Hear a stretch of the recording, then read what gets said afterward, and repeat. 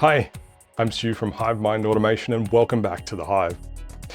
In this video, I'm going to be taking a look at this Tuo Matter compatible smart button.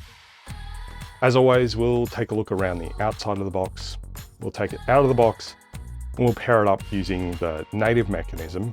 And being that it's Matter compatible, if we've got time, we'll take a look at how it works with Home Assistant. So while I roll the intro, why don't you take a moment to subscribe? And if you hit the bell icon, you'll get a notification when I release new videos, which is normally each week. While you're at it, if you like what I do here and you want to support the channel, there's some affiliate links in the video description to smart home gadgets that you can buy for your own smart home and support the channel at the same time without paying any extra. Or you can support the channel directly through my Buy Me a Coffee link. Of course, those affiliate links and my Buy Me a Coffee link can all be found on my website, hivemindautomation.com.au. With all of that out of the way, let's get started.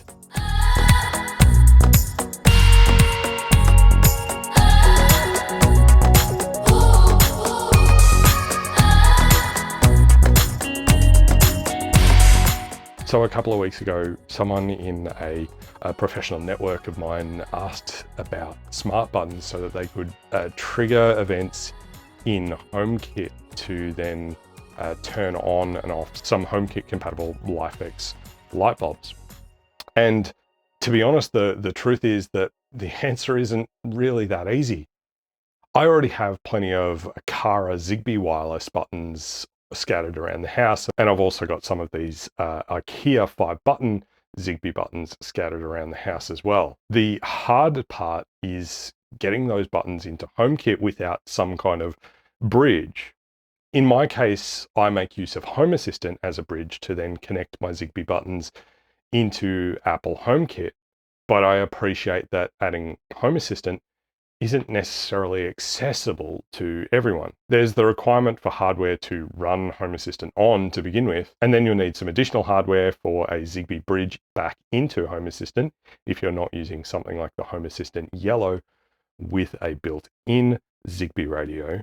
And only then can you set up the HomeKit bridge functionality from Home Assistant to then pass the Zigbee buttons back through to HomeKit using that HomeKit bridge function. Now that's a lot of work and setup for someone who only has a handful of HomeKit compatible smart lights and just wants to be able to turn them on and off remotely. Enter the Tuo Matter compatible smart button. At an Australian price of $48 per button, they're not exactly cheap. And add on top of that a minimum of $30 of shipping, and unfortunately the value proposition becomes not great. That said, at $29.99 US, if you are in the United States, it's not so bad. And I'm not sure what the shipping is in the States. All of that said, they are Matter over Thread smart buttons. As you can see here on their website, they are Matter certified and Thread enabled. And being that they are Matter compatible, they work with Apple HomeKit straight out of the box. Now, in order to try and make the shipping at least a little bit less problematic, I ended up buying 2 of these smart buttons to test out in my smart home. Now, for prerequisites, being that these are Matter over Thread devices, we do need a Thread border router to get them connected back into our network. If you're using these with HomeKit, you'll want something that's going to also operate as a home hub. Something like a HomePod Mini or a 2nd generation HomePod, or an Apple TV 4K 4th generation and onwards can operate as HomeKit home hubs, and I believe they can also operate as Thread border routers as well. I happen to also have the Home Assistant Yellow, which should also be able to operate as a Thread border router, being that it has the Thread and Zigbee radio unit on board from Silicon Labs. So back to the Tuo Smart button, let's take a quick look around the box. Now, right on the front, we've got Tuo Smart button and the Matter logo and an image of the unit itself.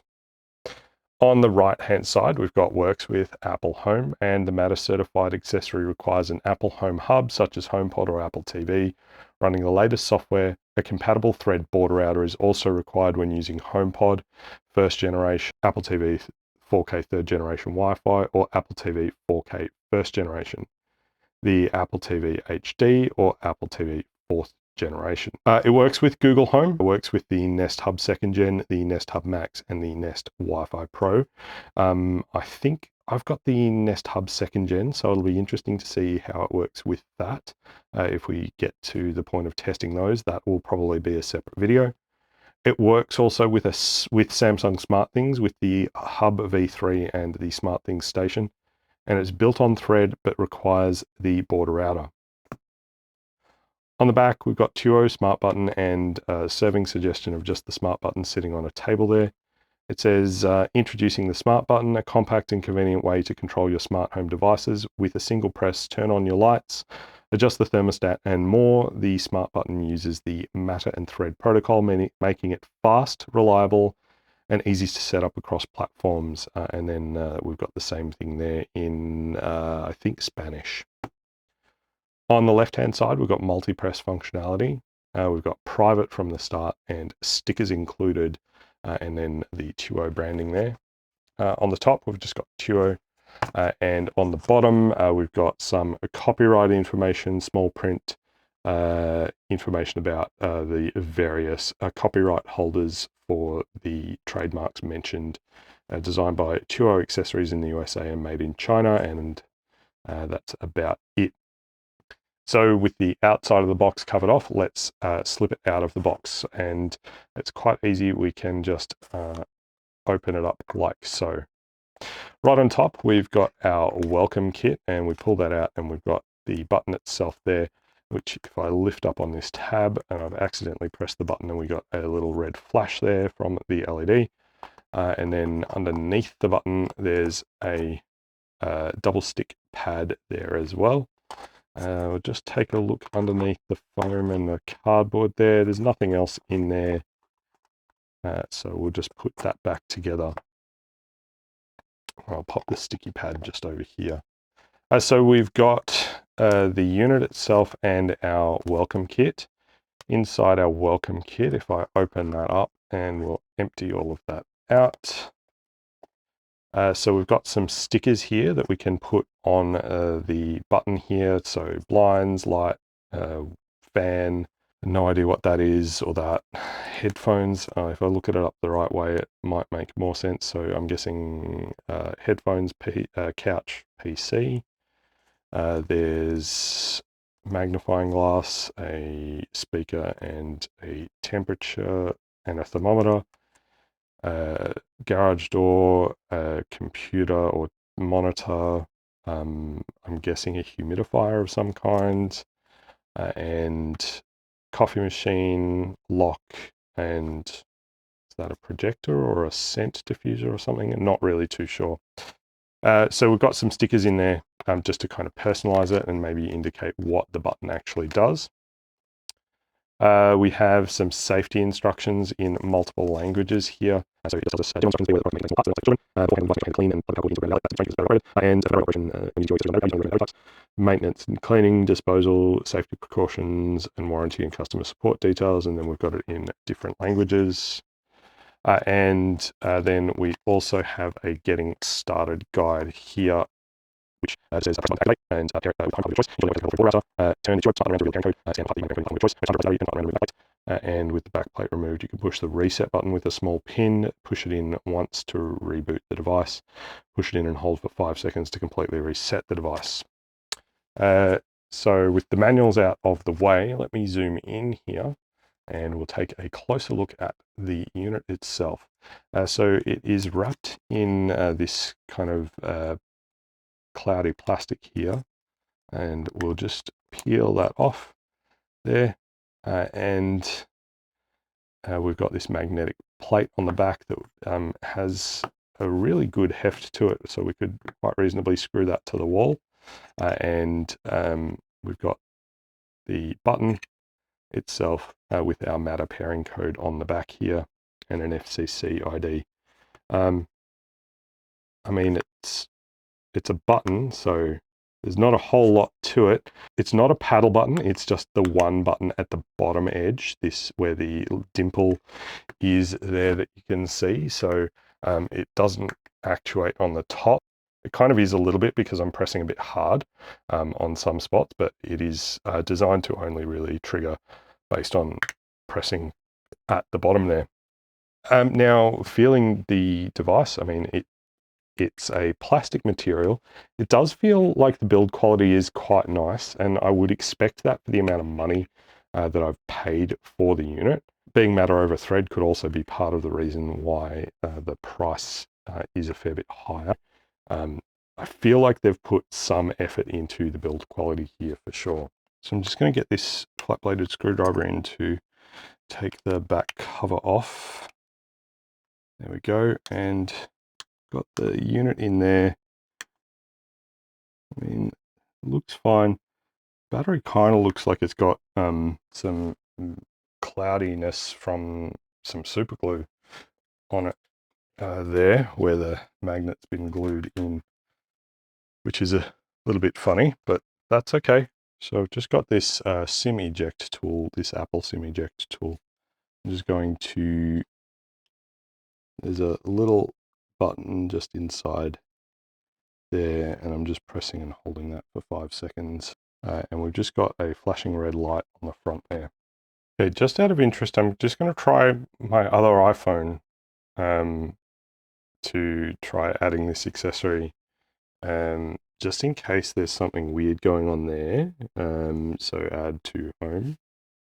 I'm wondering if maybe the iPhone is trying to connect to the 2.0 button for the Bluetooth pairing, and there might be something going on with my iPhone here because there's other Bluetooth devices already connected. It could be that. It would seem strange if it was that, but let's see what happens here. Okay, so with my iPhone 14, for whatever reason, I was able to connect to the button, but with my old iPhone XS, which is normally what I do my screen recordings on, I was not able to get the button to pair. That's fine.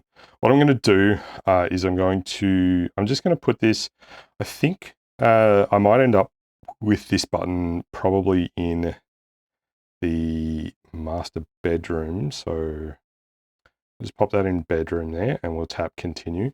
It's called 2.0 Smart Button at the moment. I'm just going to change that to master bedroom smart button. We'll tap continue there. And programmable switch added to the Hive. We'll tap done.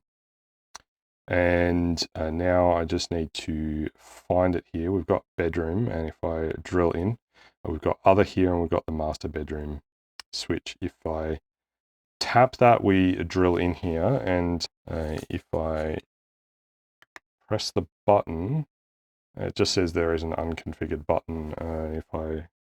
What happens if I drop out here and just press the button? And it doesn't seem to do anything. I will tap in, and I will go master bedroom smart button. It says the accessory is not responding.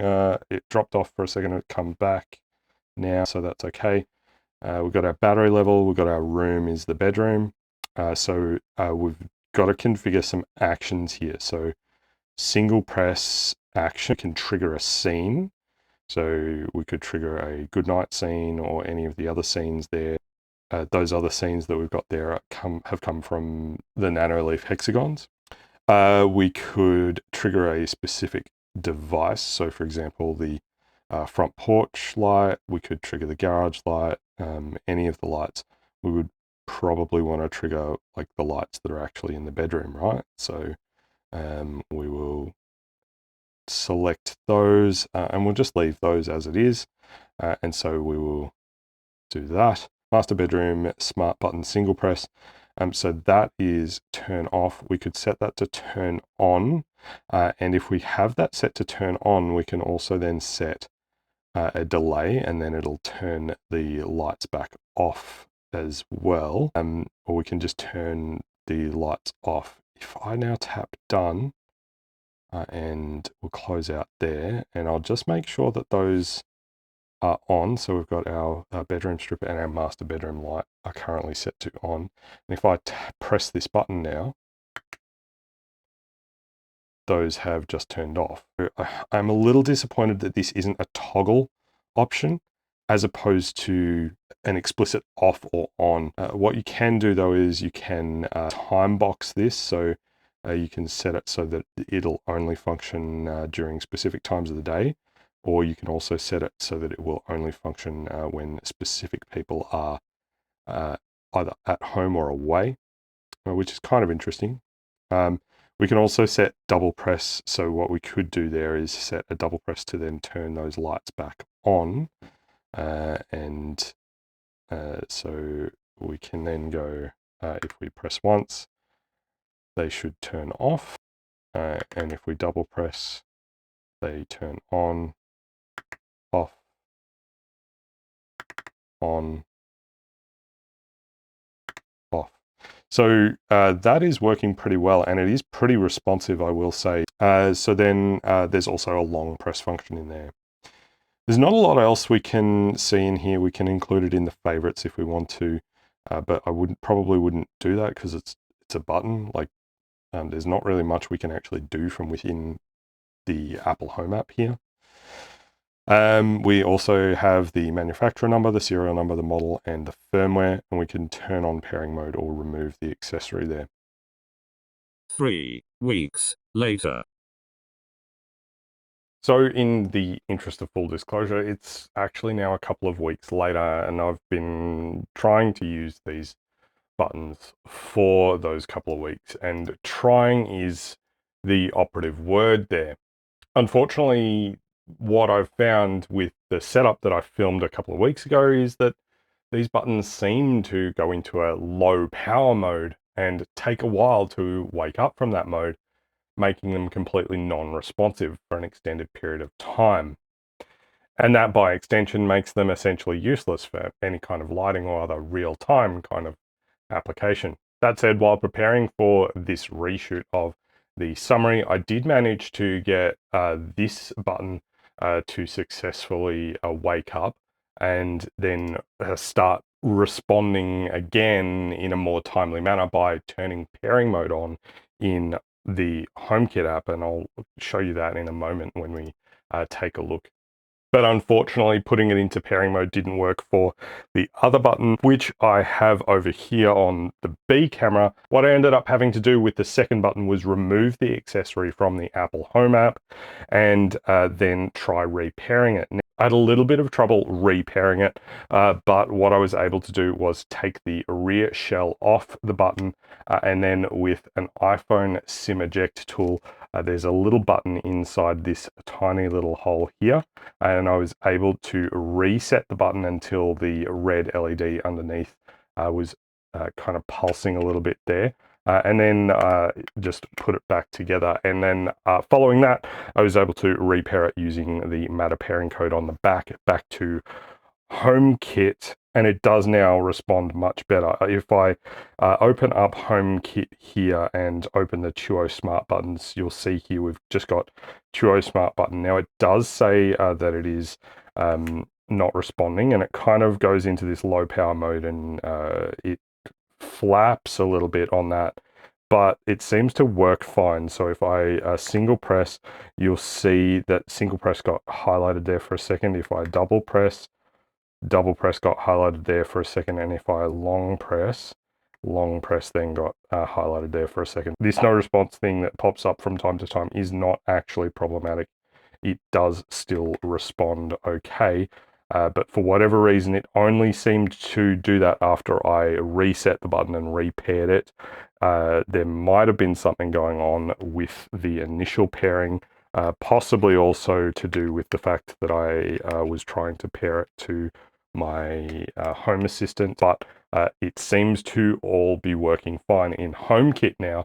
So after turning on the pairing mode and resetting the pairing there as well, both buttons are now behaving a lot better since doing that. And I was even able to get the one that I repaired into Home Assistant, which I'm really excited about. So let's see if I can get the other one, the one that I just put into pairing mode, into Home Assistant as well.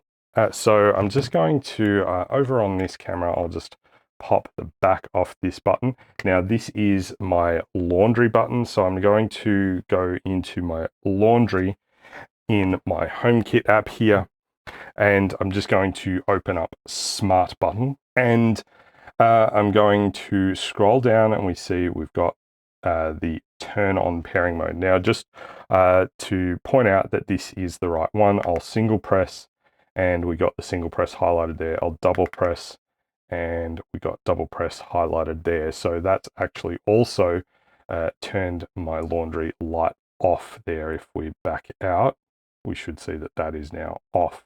So heading back into the laundry Smart button, scrolling all the way to the bottom, I'm going to turn on pairing mode. And what we should see here in a second is we get accessory ready to connect. Laundry Smart button is now in pairing mode. Copy and paste the setup code to connect. I'll copy that code. And so now I need to open my Home Assistant app. I'm on my HiveMind demo. I happen to know that all of my Matter stuff is working on HiveMind demo. I think part of my problem with pairing previously may also be that on my production instance, I am having some difficulties with Matter, but I will troubleshoot those and get them fixed up soon.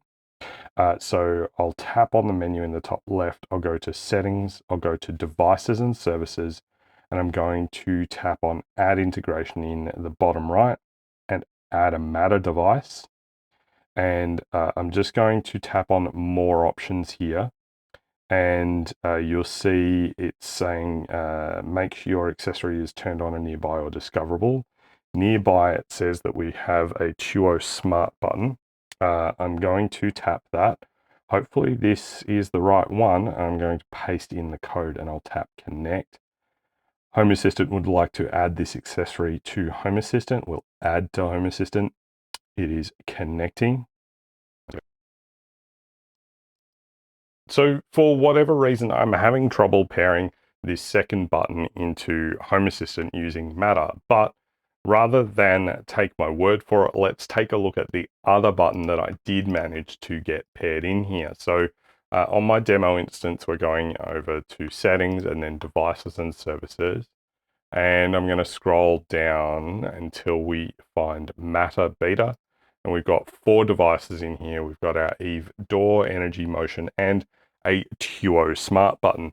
Now I will put this button aside, and I'll grab the one that is paired just so that we can see how this operates. So we can see in here we've got our diagnostics battery is 41%. So considering I've only had these buttons for a couple of weeks, that is kind of problematic that they shipped with a battery at 41%. You can see in the logbook in the top right hand corner, if I press the button, we now get that the Tuo Smart button detected an event. It is worth noting that when I press the button, the state changes really quickly. So we get initial press, and then we get short release, and then we get multi-press complete. So if I go over to Developer Tools and in States here, we can see I've filtered by Tuo. So we've got Event Tuo Smart button, and we've also got a Sensor Tuo Smart button battery. And we've got the details of the event. The state of that entity is the date that the last event happened. And then we've got the event type and the previous position and the total number of presses counted. So you can see we've got initial press, short release, long release, multi-press ongoing, and multi-press complete are the states that we can get here. So if I double tap, we get total number of presses counted was 2, and the previous position was 1. So if I click, the new position goes to 1, and the event type eventually changes to long press. And then when I release, we get long release. So long release is just when you release it after a long press. And initial press is what fires when you do a short press, and then you get short release is what fires after you release it, after that short press. So if I press and hold, initial press changes to long press. So it might be worth considering that in your automations if you're going to use one of these, because if you were to trigger an automation on the event type of initial press, that would fire even if you were only doing a long press. So just be aware of that. Double click, we get total number of presses counted there. So multi-press complete is what we see there. So let's see if we can find a limit there. So we ended up, I just stopped at a total number of presses counted 57. So it does just count the presses. It's not bothered at all by repeated things there. So with this Matter integration, if you can actually get the buttons to pair using this Matter integration, you could essentially have an unlimited number of things that you could trigger using this button by just having, a 67 button press. But that's obviously ridiculous to do that.